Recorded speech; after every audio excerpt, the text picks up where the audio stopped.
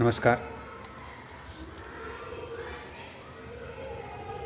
आज आपण एक हिंदी कादंबरी आहे आणि कादंबरीचं नाव आहे गुनाहों की देवता. धर्मवीर भारती यांनी ही कादंबरी लिहिली आहे आणि ही कादंबरी जी आहे तर ती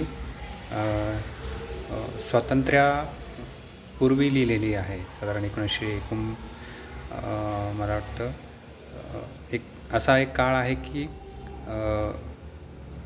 स्वातंत्र्यापूर्वीचा काळ.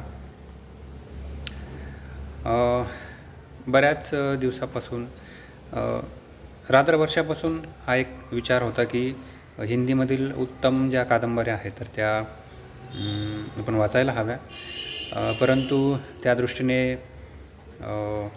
वेळ हा शब्द चुकीचा आहे. त्याला आपण असं म्हणूया की मराठीकडे जास्त लक्ष असल्यामुळं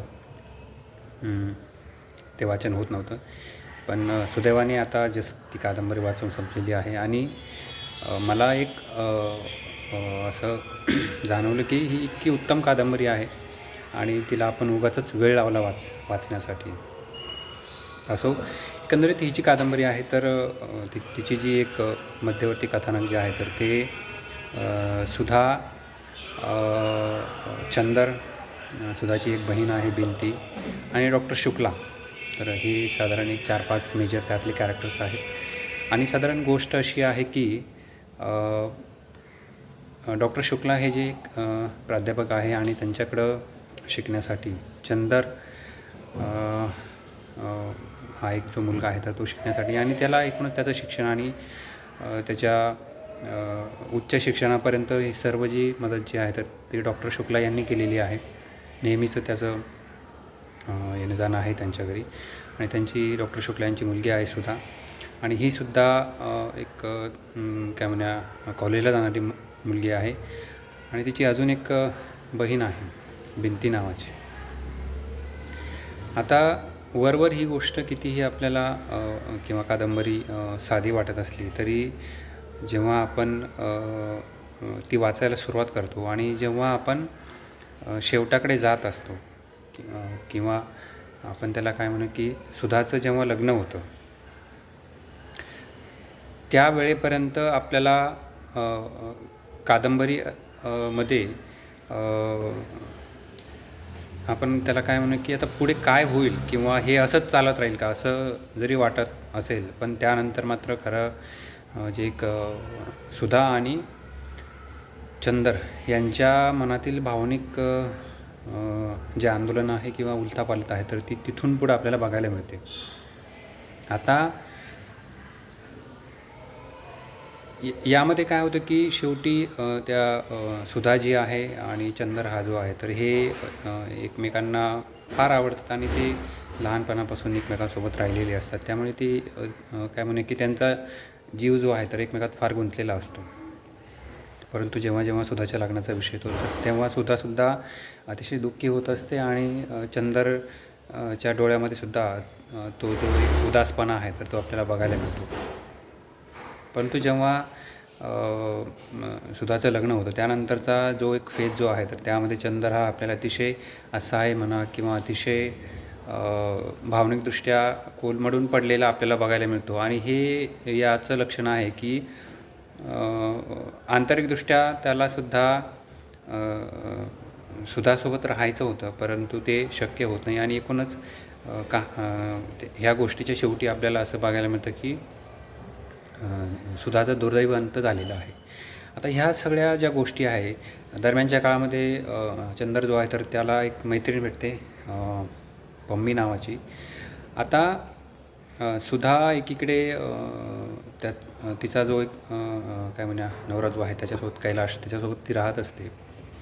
आता सुधा आणि चंदर हे शरीराने काय म्हणूया बाजूला आहेत किंवा त्यांचे जे पार्टनर्स आहेत तर त्यांच्याकडे आहे, पण मनाने हे दोघे मात्र एकत्र आहेत. आणि जेव्हा ही कादंबरी संपते तर त्यावेळेस एक प्रश्न एक वाचकाला पडतो की सुधा आणि चंदर यांचं लग्न का होऊ शकलं नाही किंवा त्याला आपल्याला कोणाला जबाबदार धरता येईल.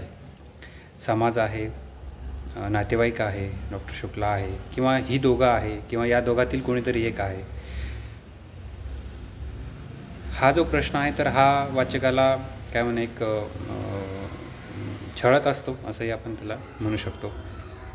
आता यामध्ये बिंती जी आहे हिचं जे कॅरेक्टर आहे तर हे आपण असं म्हणू की ती सुधाचीच एक कॉपी आहे, किंवा सुधाच्या लग्नानंतर सुधाची जागा ती बिंती घेते आणि त्याप्रमाणे ती चंदरसोबत त्याच काय म्हणूया स्नेहाने म्हणा किंवा शालीनतेने ती व्यवहार करत असते. आता यामध्ये या कादंबरीमध्ये बरेच अँगल्स आहे. अरेंज मॅरेज, काय म्हणूया अजून, किंवा लव्ह मॅरेज. आता भारतीय समाजामध्ये आपण जर बघितलं की ह्या दोन्ही प्रकारचे जे विवाह जे आहेत तर याचे काय म्हणूया आपले आपले फायदे आणि तोटे आहेत. परंतु अरेंज मॅरेज जे आहे, आता पर्टिक्युलरली मी इथं कशाचं समर्थन किंवा विरोध हा काही भाग नाही आहे, पण अरेंज मॅरेजमध्ये काळाच्या ओघाने जो एक स्नेह वाढत जातो त्या दोन लोकांमध्ये, त्यामुळे कदाचित त्यांना एकमेकाविषयी जी आत्मीयता आहे तर ती वाढत जात असते. असो, तर एकंदरीत जेव्हा आपण कादंबरी वाचत असतो किंवा आपली ती वाचायची संपते तर तेव्हा अजून एक गोष्ट वाचकाला वाटते की ह्या समाजामध्ये एकंदरीत प्रत्येक जो मुलगा आहे तर तो एक सुधाच्या तो शोधात आहे की त्याला सुधासारखी मुलगी हवी आहे, आणि जी एक मुलगी आहे तर तिला असं वाटत आहे की तिला चंदरसारखा जो मुलगा आहे तर तो हवा आहे.